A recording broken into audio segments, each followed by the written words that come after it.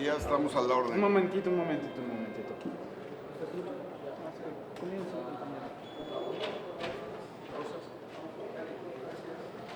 Oiga, Listo, senador, Laura. pues después de haber escuchado a los especialistas, a los funcionarios de Hacienda y a los especialistas del sector, ¿cuál es el panorama que le dejan o que tienen sobre las pensiones en México?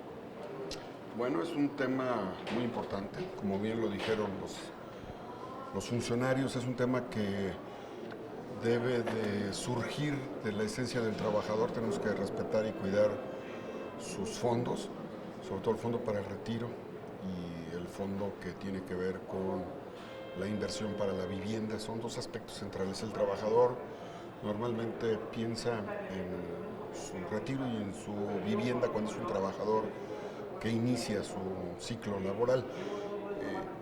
Se hizo todo un análisis, vamos a revisar esta reforma y estamos coincidiendo con la eliminación del inciso 9, de la fracción 9, que señala la novena, que va a permitir que se flexibilice y que los trabajadores obtengan más recursos, tengan mayores rendimientos y que permita apertura y la movilidad respecto al traslado de una cuenta de los trabajadores de una FORE a otra. Así que creo que es una muy buena iniciativa.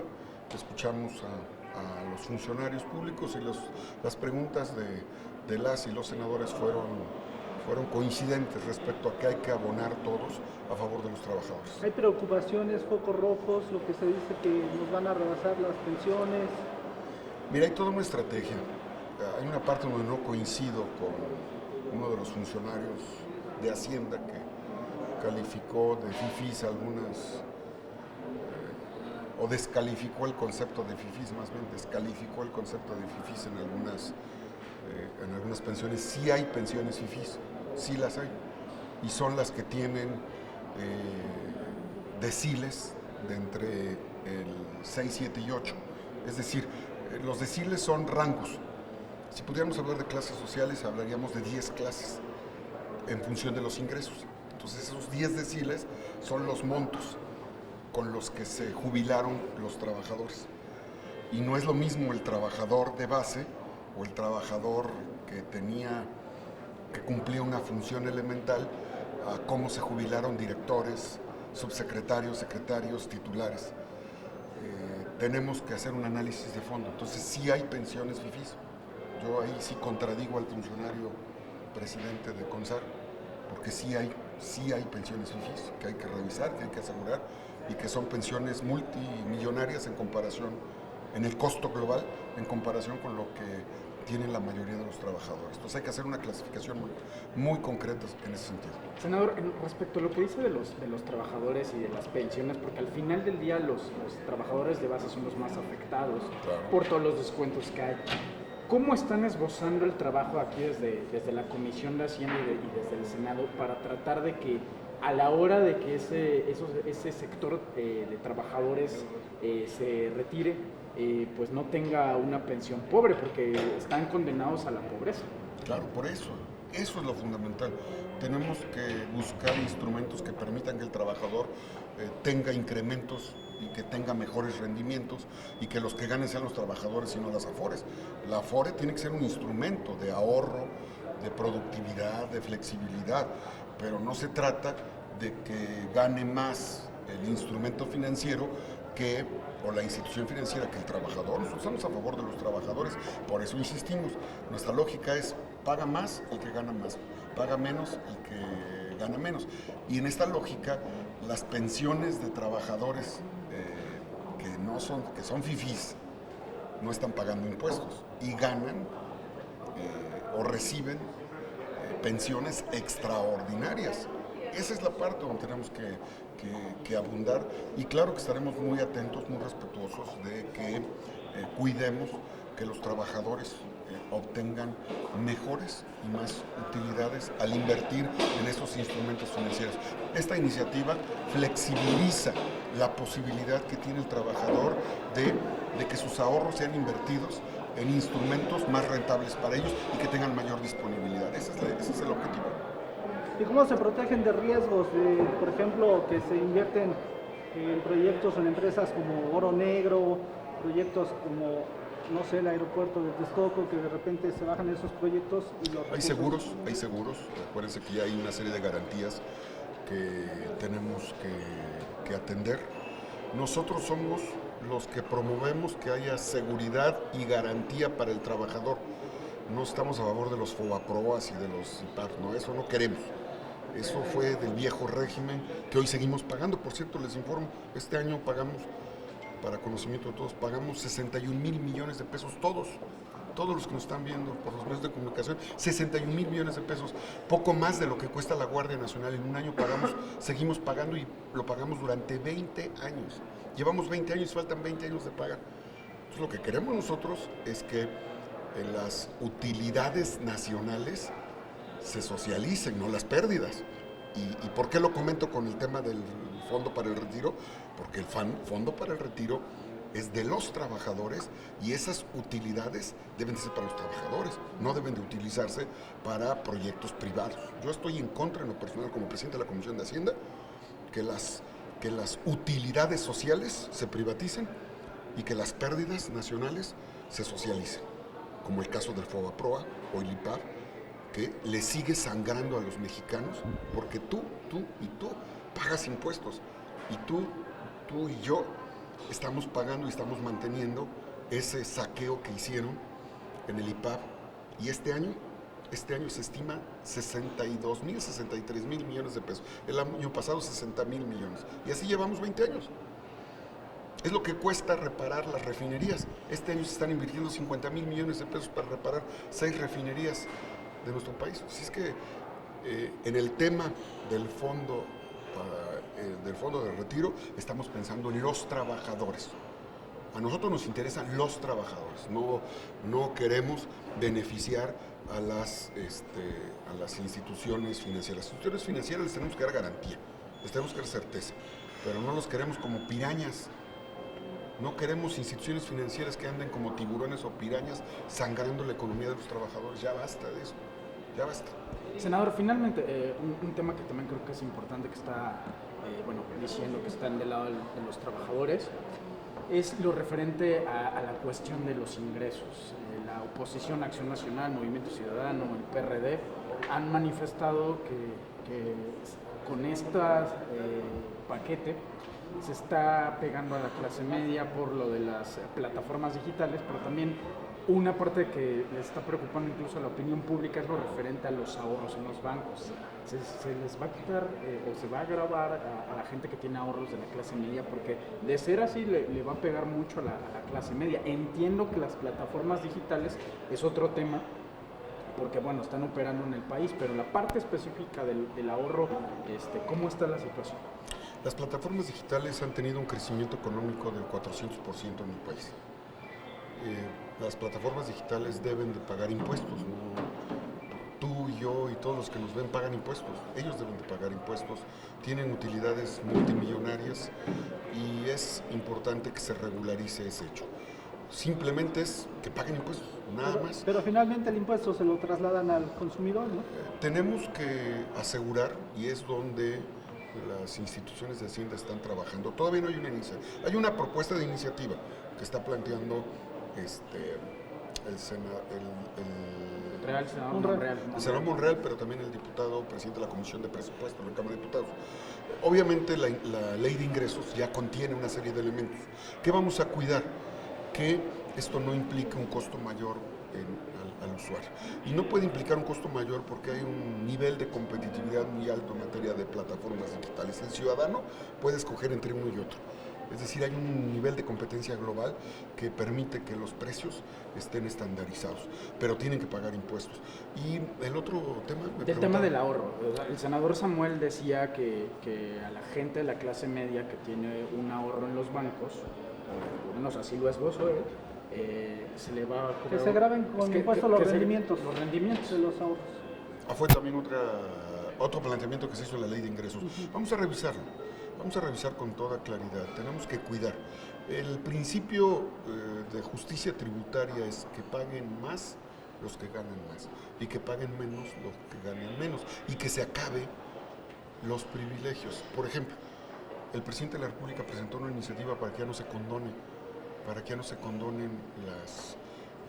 el pago de impuestos como se hacía discrecionalmente a un pequeño grupo de empresas. Se condonaban entre 150 y 250 mil millones de pesos. Son 5 años el pago de la Guardia Nacional, por poner un ejemplo.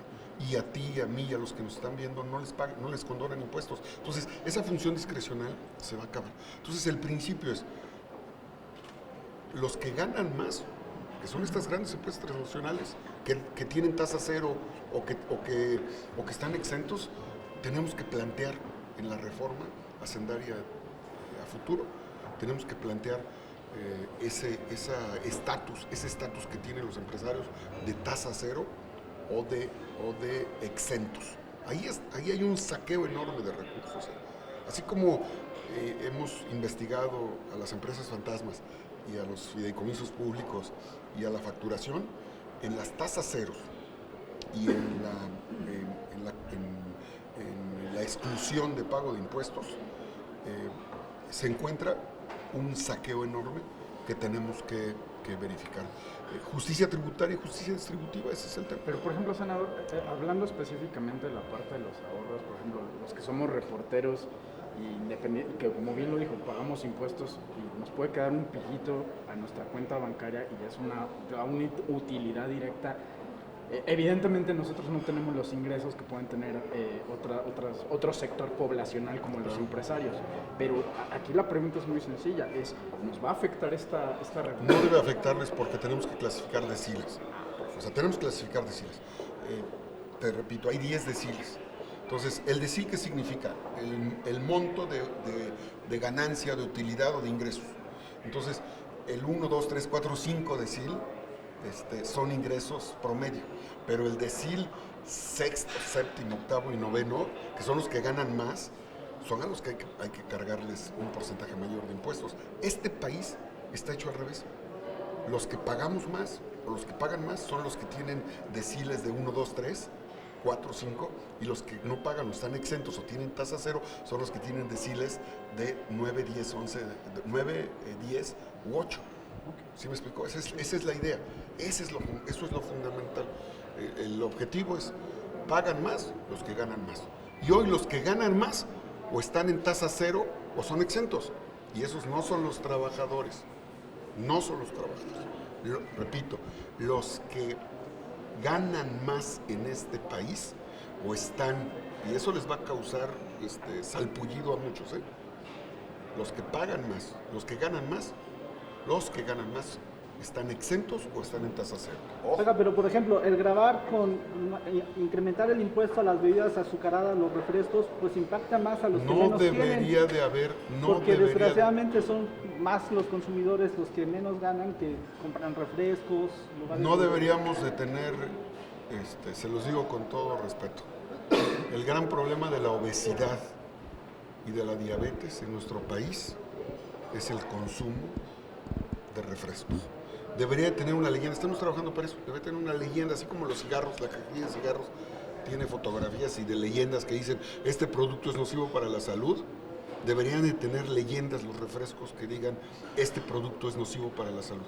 Pero es que es increíble, ¿no? En las zonas más alejadas, más pobres, no hay agua potable, no llega la leche y lo que llegan son los refrescos, ¿no? Porque es el sistema de control comunicacional que tienen las grandes empresas transnacionales para tener sometido al pueblo de México con todo un círculo que significa consumo, consume, enférmate, yo te curo, yo te doy las medicinas.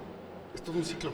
Consumo, alimentos, chatarra, medicinas, es todo un negocio. Senador, y perdón, finalmente todo lo que nos ha expuesto, lo referente a las pensiones y todos los temas hacendarios, ¿cuál no es el deadline y cuándo se tiene que...? En español, estamos en México. Fecha límite. Fecha límite. Está bien, si no nos van a atender. No te me afififes. No. ¿Cuál es la fecha límite para resolver todo lo que nos explicó ahorita? ¿De qué? ¿De esta iniciativa? Exacto. Esta iniciativa esperemos que en 15 días tengamos ya el borrador del dictamen. La queremos sacar lo más pronto posible, es para los trabajadores, tenemos que apoyar a los trabajadores. ¿Cree que en octubre entonces ya...? Tenemos que sacarla en este periodo. Si es que no se nos atraviesan los de la mafia del poder, como quisieron estropear la iniciativa contra las empresas fantasmas, si es que no se nos ponen ahí obstáculos. Ya dijeron que lo van a mandar a una controversia. Bienvenidas las controversias.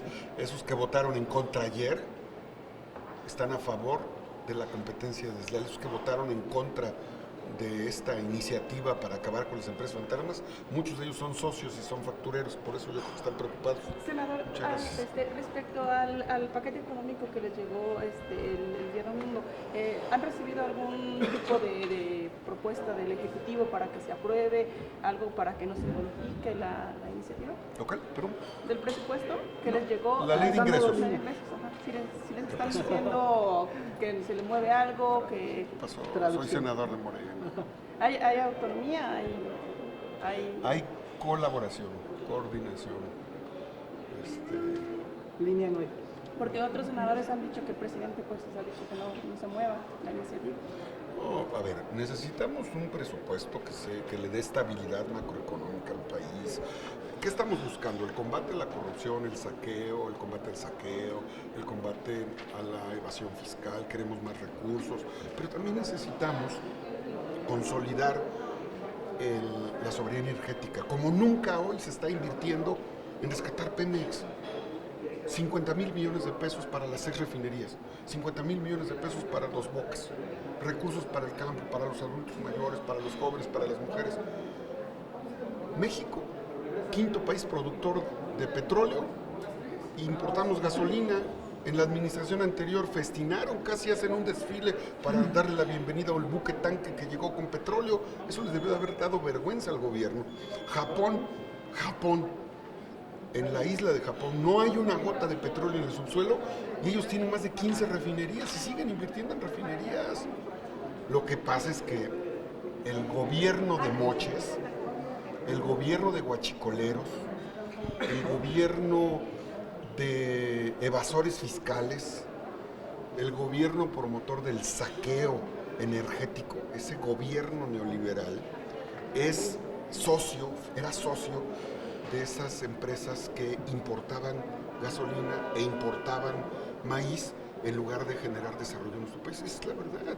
Entonces, pues, se les acabó el negocio y por eso están molestos. Pero esto es otra cosa, ya estamos viviendo un cambio que le conviene al país. Queremos más recursos, más ingresos para México, pero necesitamos rescatar la soberanía energética y la soberanía alimentaria. Y el presupuesto va en ese sentido. Gracias. Gracias a ustedes. Esté muy bien, ¿eh?